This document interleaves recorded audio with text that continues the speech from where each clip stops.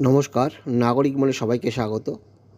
BDO অর্থাৎ block development অফিসারের বিরুদ্ধে মামলা, ৯ বছর পরেও কেন ঝুলে? প্রশান্তকে নিয়ে প্রশ্ন উঠছে আমলা মহলেও। রাজগঞ্জের বিডিও প্রশান্ত বর্মন বিতর্কের কেন্দ্রে আবার।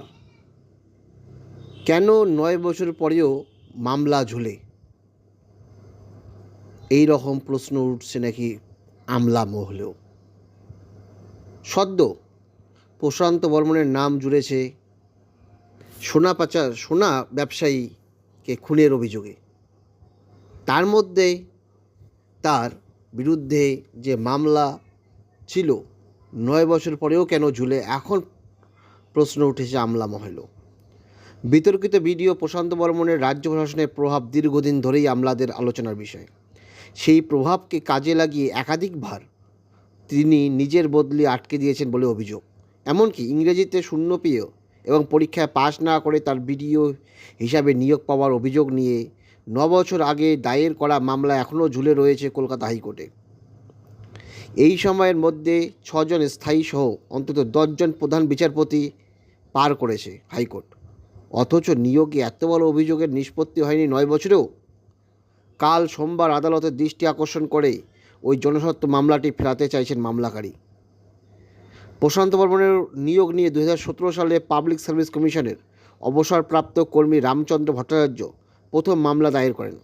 এরপর পিএসসির চেয়ারম্যান ও সদস্য না থাকা সহ বেশ কয়েকটি ইস্যুতে আরও 2টি জনস্বার্থ মামলা দায়ের হয়। পরে 3টি মামলা একত্রিত করে শুনানি হয় প্রধান বিচারপতির ডিভিশন বেঞ্চে। ভারপ্রাপ্ত প্রধান বিচারপতি নিশিথা মাত্রের ডিভিশন বেঞ্চ ২০১৭ সালের জুন মাসে প্রথম শুনানি হয়। তারপর থেকে মোট 24 বার বিভিন্ন নির্দেশ দেওয়া হয়। যদিও আইনজীবীদের একাংশের অভিযোগ, কখনো মামলাকারী, কখনো অভিযুক্ত, আবার কখনো পিএসসি বা রাজ্য সরকার দফায় দফায় মামলা শুনানির দিনে স্থগিতাদেশ চাওয়ার মামলা ঝুলে যায়। এমনকি 2019 সালের এপ্রিল থেকে 2023 সালের মার্চ পর্যন্ত 2 বছর টিভি রাধাকৃষ্ণন প্রধান বিচারপতি থাকাকালীন এই মামলা শুনানির জন্য ওঠেইনি।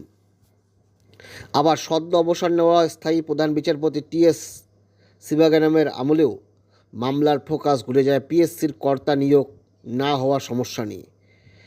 গত কয়েক বছর ধরে হাইকোর্টের একের পর এক নির্দেশে চেয়ারম্যান থেকে অন্যান্য সদস্য নিয়োগ হলেও প্রশান্ত বর্মনের নিয়োগ দুর্নীতি ইস্যু কার্যত ঠান্ডা ঘরে চলে গিয়েছে বলে অভিযোগ।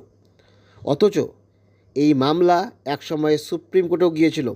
শীর্ষ আদালত প্রাথমিক শুনানির পর দ্রুত শুনানি করে নিষ্পত্তির জন্য হাইকোর্টে ফেরত পাঠিয়ে দেয়। 2018 সালে শীর্ষ আদালতের সেই নির্দেশের কথা একাধিক প্রধান বিচারপতির তাদের নির্দেশে উল্লেখ করেছেন। এখানেই শেষ নয়, হাইকোর্টের একাধিক রায়ের কপি থেকে স্পষ্ট, বহুদিন মামলা ধামাচাপা পড়ে থাকার পরে মামলাকারীর আইনজীবীরা দৃষ্টি আকর্ষণ করলে সেই মামলা ফের বিচারের তালিকায় ঢোকে। ফলে কোনো রহস্যময় কারণে এই মামলা মাসের পর মাস আদালতের ভাষায় আউট অফ লিস্ট হয়ে থেকেছে। তা নিয়ে কৌতূহল রয়েছে। নথি বলছে 2024 সালের মে মাসের পরে আর কোনো মামলা শুনানি মুখ দেখেনি। ফলে শেষ প্রায় 1.5 বছর মামলাটি ঠান্ডা ঘরে চলে গিয়েছে। মূল মামলাকারীর আইনজীবী শামীম আহমেদ বলেন, বহুবার মামলা তালিকার বাইরে চলে গিয়েছে, আমরা মেনশন করে ফিরিয়ে এনেছি।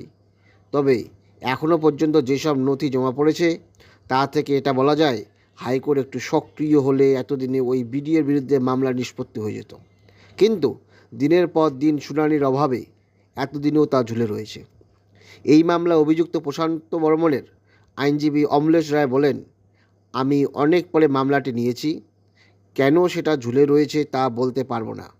তবে আমরা আমাদের দিক থেকে বক্তব্য শোনার জন্য আদালতের কাছে আবেদন করেছি, তার রেকর্ডও রয়েছে। যার বিরুদ্ধে এই মামলা, সেই বিডিও প্রশান্ত বর্মনের ফোন সুইচ অফ থাকায় তার সঙ্গে যোগাযোগ করা সম্ভব হয়নি। কোন রহস্যময় কারণে মামলা মাসের পর মাস আউট অফ লিস্ট নিয়ে কৌতূহল রয়েছে। নথি বলছে 2024 সালের মে মাসের পরে এই মামলা শুনানির মুখ দেখেনি। অর্থাৎ রাজগঞ্জ বিডিও, দাবাং বিডিও প্রশান্ত বর্মনের নতুন করে যে অভিযোগ, সোনা ব্যবসায়ী খুন এবং পিএসসির মামলা, নতুন করে মাথাচাড়া দিয়েছে। এখন দেখা যাক মামলার নিষ্পত্তিতে কী দাঁড়ায়। ধন্যবাদ।